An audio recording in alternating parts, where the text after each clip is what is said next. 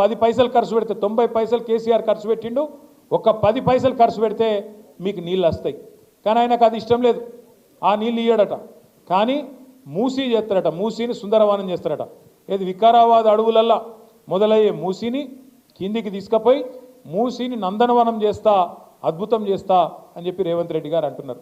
నేను అడుగుతా ఉన్నా, మూసీతోని పారే ఎకరాలెన్ని, మూసీతోని సాగయ్యే ఎకరాలెన్ని, దాంతో బాగయ్యే రైతులు ఎంతమంది, మూసీ వల్ల సృష్టించే సంపద ఎంత, దీనివల్ల ఏం జరుగుతుంది, ఈ రాష్ట్రానికి ఈ నగరానికి లాభం ఏంది అంటే సమాధానం చెప్పడు.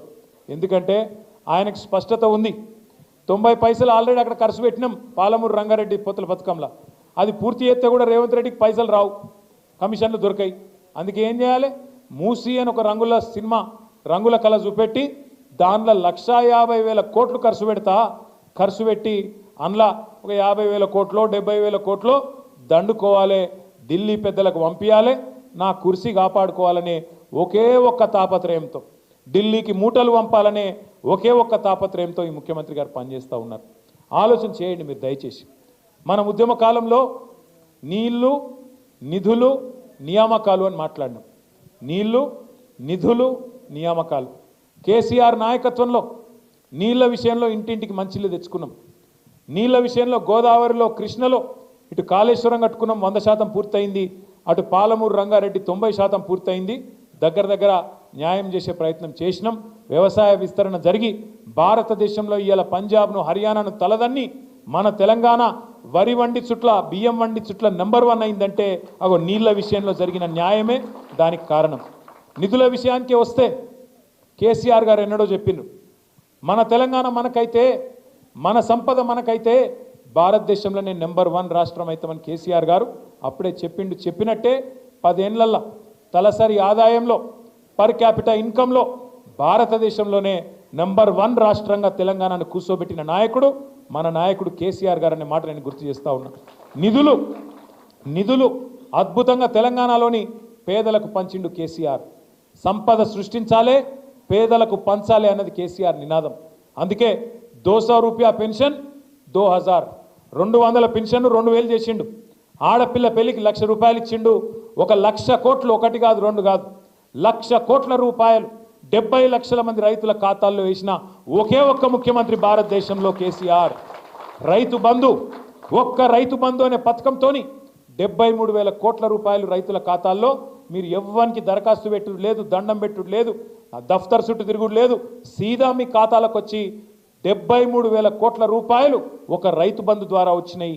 28,000 కోట్ల రూపాయలు రుణమాఫీ ద్వారా వచ్చినాయి. మొత్తం 1,00,000 కోట్లు ఒక్క రైతులకే, 70 లక్షల మంది రైతులకు 10 ఏళ్లలో ఇచ్చిన నాయకుడు కేసీఆర్.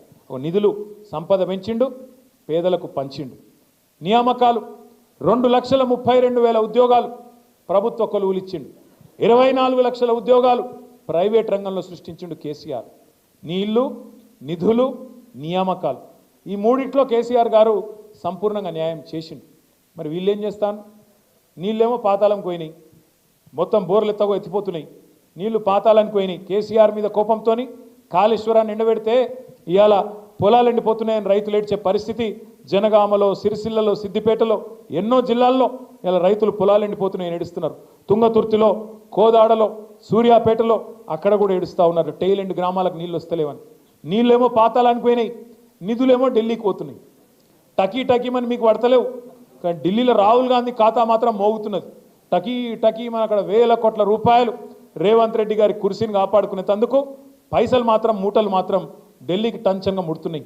ఇక మూడోది నియామకాలు ఎప్పుడో గాలికి పోయినాయి. జాబ్ క్యాలెండర్ అన్నాడు, 2 లాఖ్ ఉద్యోగాలు అన్నాడు. రేవంత్ రెడ్డి చెప్తే నమ్మతలేరని రాహుల్ గాంధీని పట్టుకొచ్చిండ్రు. అశోక్ నగర్ చౌరస్తాలో కూర్చోబెట్టిండ్రు, ఛాయ్ తాగిపించిండ్రు, బావర్చీలో బిర్యానీ తినిపించారు.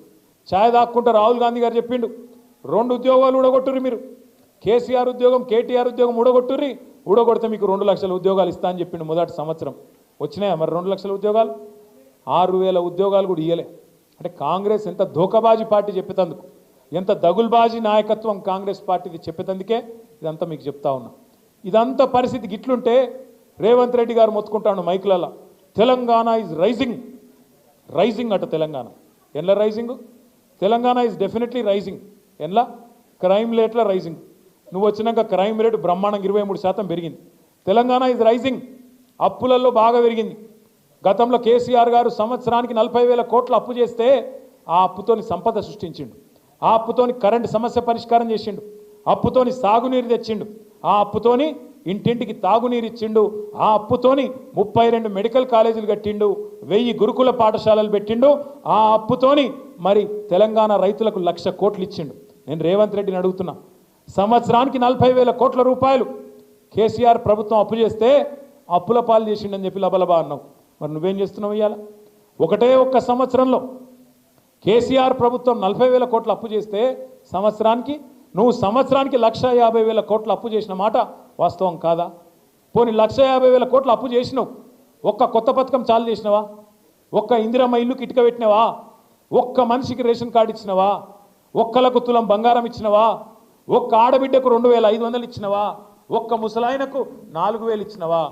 రైతులకు రుణమాఫీ అన్న చక్కగా చేసినవా? ఏం చేసినావు? ఎందుకైతుంది అప్పు? మరి కేసీఆర్ అప్పు చేసిండంటే భవిష్యత్తు మీద పెట్టుబడి పెట్టిండు.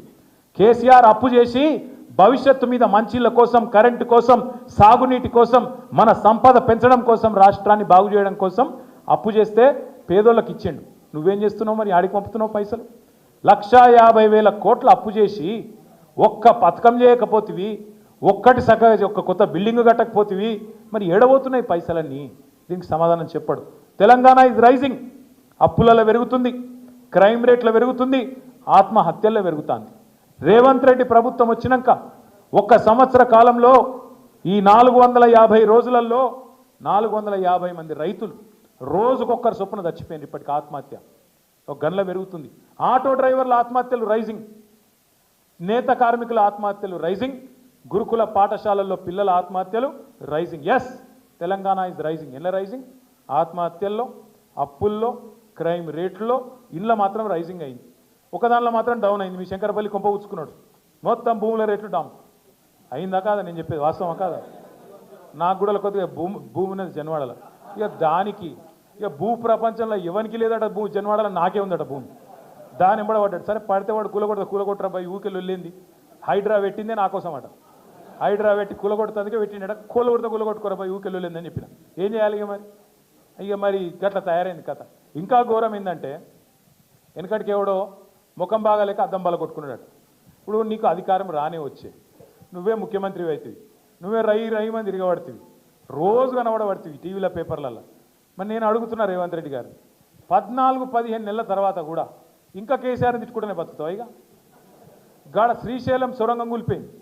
ఏది రేవంత్ రెడ్డి అధికారంలోకి వచ్చినాక 15 నెలలకు ఆలోచన లేకుండా అర్థం పర్థం ఆగమాగం చాలు చేసిండ్రాడు.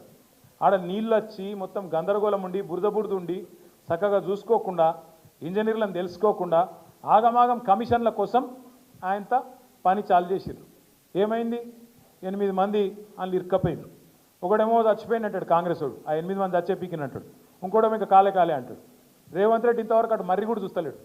ఇంకొక మంత్రి ఏమో బీఆర్ఎస్ వాళ్ళు చేయబట్టే కూలిపోయింది అంటాడు. ఇది ఎక్కడి బాధ? 15 నెలల తర్వాత ఇవాళ అక్కడ సొరంగం కూలిపోతే బీఆర్ఎస్ వల్ల కూలిపోయిందంటే ఇది ఎక్కడ అన్యాయము? ఇక పోనీ కూలిపోయింది, ముఖ్యమంత్రి ఆడు చూడడు, కొంతమంది మంత్రులు పోయినారు. పోతే మంత్రులు ఏం చేయాలి?